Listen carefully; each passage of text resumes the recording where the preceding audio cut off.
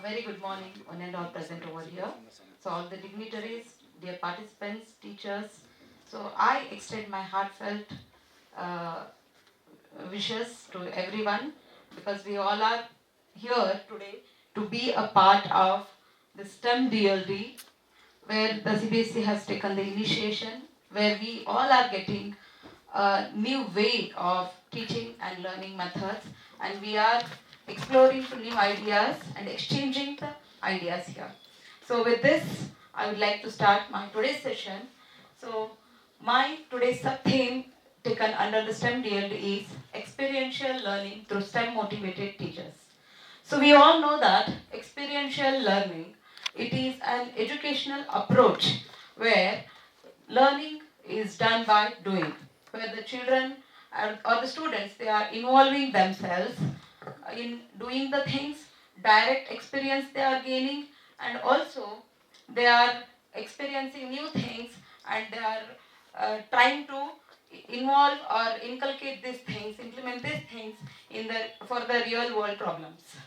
So my topic is engagement, understanding, and skill development. So myself, Bharati Patil, TGT Science, HOD Science Department from Angli International School, Belgaum. So here we'll start with our today's case paper of practice. Next. Next. So first I would like to introduce the background context. So my topic, as just now we saw, so name of the initiative taken here is Survey Report on Eye Defect for Different Age Group. So here I have involved 10th grade students because the very first chapter in the physics they are learning as a unit light, where they are going to learn about the basic concepts of the light, different phenomena of the light like reflection, refraction, and how to use the mirrors and lenses in different scenarios. And also they have learned how the lenses are used in day-to-day life, and also they have also come across with one more chapter here, that is human eye and the colorful world. So where they are going to implement the learning of the first chapter in the second chapter, and here they are connecting the two chapters, so theory with the practicals. So based on that, we have given the survey work to the students to just collect the data in their neighborhood, family, friends, among the teachers about the eye defects, because nowadays we are seeing the children and Gen Z, Gen Alpha are facing a lot of problem in the visionary problems. So because of this, we have taken this one. Before COVID also we have taken this, but that time and now whatever the graphical representation, data visualization we have seen, we saw a tremendous change. So that's why I felt this can be presented here in front of you and share some things with you all. So, so here problem or need to be addressed. To have the exact data of the people with eye defects and the causes, corrective lenses to be used and curative measures can be adopted. Target group and timeline. As I said earlier, we used to do it with the children of the age group 10 and above. But now, in my school only, I am seeing the children, those who are getting the admission to the nursery, they are coming with the specs. So then I thought we can start it from the age group of 2 and above, because they can talk, they can interact with us, and they can share their experiences with how much eye defect they are facing, what problem they are actually in the real world they are coming across. So objectives of this particular survey work is, so here learning outcomes targeted are given. So to understand the different type of eye defects here, and to know the causes of the eye defects, and also to collect the data from the people in surroundings suffering with the different eye defects, to develop the communication and approachable skills during the survey work, to develop the collaborative work, because we have divided the 72 students in 12 teams. So each group consisting of 6 students. So hence, again, it is a good collaborative work to draw a conclusion based on the survey work.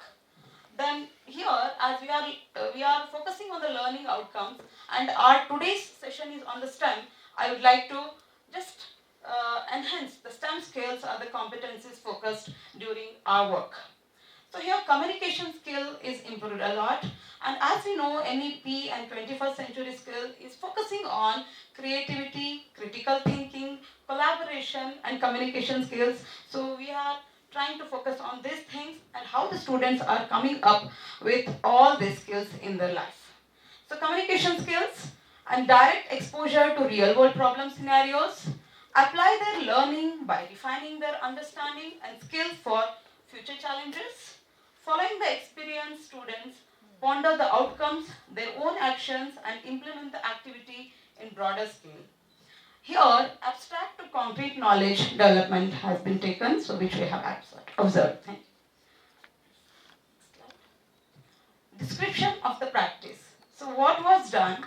So your students approached different places in the surroundings, met and convinced the people of different age group, collected the information regarding the eye problems they are facing, and even collected the doctor's prescription to get the data of the power of the lens which they are using. So it is a very basic thing you may feel, but the 10th grade students, they have all these things in their curriculum also. So we have started with the basic things. And even the affective communication will take place here because they have to communicate with the age group of 2, 5, 7, 10 till 60 and 70. So here emotional development also will take place, value-based, respecting the elders, showing sympathy, empathy, love, happiness with the small children. So with all the age group, how they are dealing. So these emotional skills, effective communication will take place, what I feel. Then here materials used are the basic stationaries and the data sheet with the specific format. So you can see here, so some of our students, they have taken the photographs when they are communicating with the students. So here all the 72 students actually they have involved, but few photographs I have added here. And even they have collected the data from the smaller groups, nurseries, as phone is not allowed in the school to be used, so that photographs are not there, but they have taken the data, they have collected from the smaller children also. So it is a survey report conducted on different human eye defects. So data collection, you can see here the different age group 12 to 68, which we have one child I have presented here. So 12 to 68 age group people are there who are suffering with the different eye defects, and the children collected the prescription given by the doctor where the power is mentioned there, and children, they are converting this power into the focal length, which is also a part of their curriculum, and they have found the focal length, and these kind of numerical problems they have in their curriculum also, and they will get this in the exams also. So in the realistic world with the real problems, they are learning the things which were earlier concrete to them only in the books and only in the calculation part they were doing, but now they collected the data and they are implementing and they are learning. So this is a very good learning method by doing, I felt here. Then even they came across the different types of defects. They know that if the focal length of the lens is in terms of negative, then it is a concave lens. Hence, they are suffering with the myopia and even hypermetropia, and these two are the things which they have in their syllabus. But children also come across with the presbyopia, even astigmatism, so which we took as a case study in the class and we discussed about it, because this is not a part of their curriculum, but still they come across with all these different problems which the real people are facing outside, and what are these, how these are, and I told the children, you just get the idea, collect the information regarding this, and they came up with a very good result. And yeah, we got to know other than the textbook information also which they delivered in the class. And also the corrective measures, the lenses which a particular patient or the person is using, that also they told. Now they are very well. So as you said, many of our earlier participants also, they were discussing here that in the classroom the discussion goes on. So how the discussion about the different problems. But here, as we have focused here, they now know that if any child is wearing the specs, if that particular child without spec, if he or she sits at the back, if they are not able to see, then immediately all from the first bencher to last bencher, they will say that, ma'am, this child is suffering with myopia. So nowadays I am using the lens, and because I am unable to read the things from the textbook, so I hold like this. So ma'am, you are not able to see that. Maybe you are having this much of focal length problem. So this might be your power. So this is how they are connecting, and each and everyone they are talking about this. So really, it is a very good involvement of the students, and throughout the year we are discussing about all these things. So it is a continuous learning method. Please next. Data visualization. So as I said, we have made the 12 groups. So this is the data collection of one group. So where they have mentioned this all first, second age, third age and fourth age groups, and they have represented in the graphical. These are the bar graphs, and here they have mentioned. So as I said, myopia. So it is first age group. From here to this increasing graph you can see. So how, and recently this myopia is affected a lot the smaller children of the age group 2 to 15. They are facing this problem a lot. And here the children, when during the discussion, they told me that, ma'am, after the COVID, we are feeling that we are more exposing to the mobiles or the screens, and even we are sitting in front of the computer and the laptops and collecting so many data for our studies also. Maybe nowadays the children are facing this problem due to all these scenarios. And next, hypermetropia. Yeah, it is mostly 30 plus or 20 plus age group people, they are suffering, and even the people, those who are due to their work pressure and or the way of work which they are doing in front of the PCs, laptops, they are mostly suffering with the hypermetropia.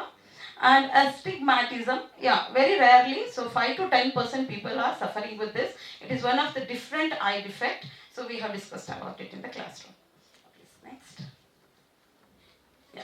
So methodology which we applied here during our studies. So first, pedagogical approach. It is an inquiry-based approach. Students conduct the activity in teams as an enumerator, and here teachers are guide them for the smooth conduction of the survey. So as you saw the table where the children data collection they did, so that was discussed and given. So what all things to be included? So we all discussed and we made one, that data collection sheet. Then materials used, data sheet and the graphs. Curriculum integration. This activity integrates different educational approaches where subjects like language, because it is much needed for the communication, mathematics, as you saw the statistics and the graph representation was there, science and technology, yeah, it is a part of their science subject, physics, so they have used it. Technology, to convert the data into the graphs, they have used it. Are involved laying a platform for interdisciplinary and multidisciplinary approaches. Evidence-based impact. Student learning outcomes. Understood the different types of eye defects here. Understood the causes of eye defects. Collected the data by themselves. Developed the communication and approachable skills. Developed the collaborative work. And they drew the conclusion based on approach on the survey work. Next, please. Here, novelty and relevance. This survey practice is unique in itself, and it develops the cognitive skills like thinking, knowing, understanding, being attentive and curious and interested. Affective skills like strong communication, teamwork, critical thinking, problem solving and time management. Psychomotor skills like collecting data, organizing, presenting in the form of statistical data. These three are the domains of Bloom's taxonomy. And here also, in all the way, the progress could be seen. This approach is very much connected to the real world as major group of the society is very much exposing to the electronic gadgets nowadays. Inclusivity and equity. So in this particular survey work, all the students of the same age group, that is 10th standard children, but different background. So they are different intellectual level, different socio-economic background, and different academic performances are involved in this. Here I would like to tell you one thing. In my class last year, one boy, he took the admission, he's from Haryana, he's not so well versed with the English language. But even though he tried himself best to communicate with others, those who are in Belgium, other than Hindi speaking, I told him strictly, you have to go to the people who won't speak with you in Hindi. So he tried his best and he came up with his collected data. And different academic performances are involved. A heterogeneous group of students, as it is mentioned, gender based, so hence both the boys and girls are involved in it. And even gifted and specially able children also can be involved in this activity. This next. Scalability and replicability. Highly recommended to implement this method in all the schools for the better understanding of the desired concepts. Not only these concepts, in this way, if it is possible to implement any of the concept where the children can do the survey work, because you know that children, they love to go out of the school and interact with the people, but it should be a time bounded. So they involve and get the knowledge about it. So where they'll learn the things from the concrete to abstract, unknown to known. So like this they can relate. And documentation, data sheet, and the data visualization. Please next. Sustainability and cost effectiveness. This method is cost free but time bounded. This method is effective and successful over an extended period over decades. It involves a forward-thinking approach which emphasizes sustainable practices, adaptability to change, strategic planning to ensure continued and relevant practices in the future. Learning and reflections, approaching the people of different age groups and extracting the required data from the senior citizens and all age group also. Effective communication and trust in is the only solution. Using the digital platforms such as Google Form can become the time-saving and effective method in future. But as we all, those who are sitting here are the teachers, so can we say that the gadgets can replace a teacher? No. Because socio-emotional skills, emotional skills, affective domain, so these all cannot be replaced by the machines and the robots. Robot teachers which we are talking about nowadays. So conclusion, summary of the impact. This method brings a change among the students by building the confidence, improving the communication, transforming into more approachable to the society by improving social skills and making them to develop leadership quality. Assuring the accuracy of data collection and analysis, can handle dynamic nature of surveying, evolving technology and changing project requirements, teamwork, technical skills and decision making. So future vision or next steps. This approach facilitates the students to participate in research, ultimately aiming to bridge the gap between education and real-world application for more dynamic global landscapes. So digitalization and wider reach also can be expected, but as just you all said, no, the machines cannot replace a teacher. So with this, I would like to conclude. Thank you very much.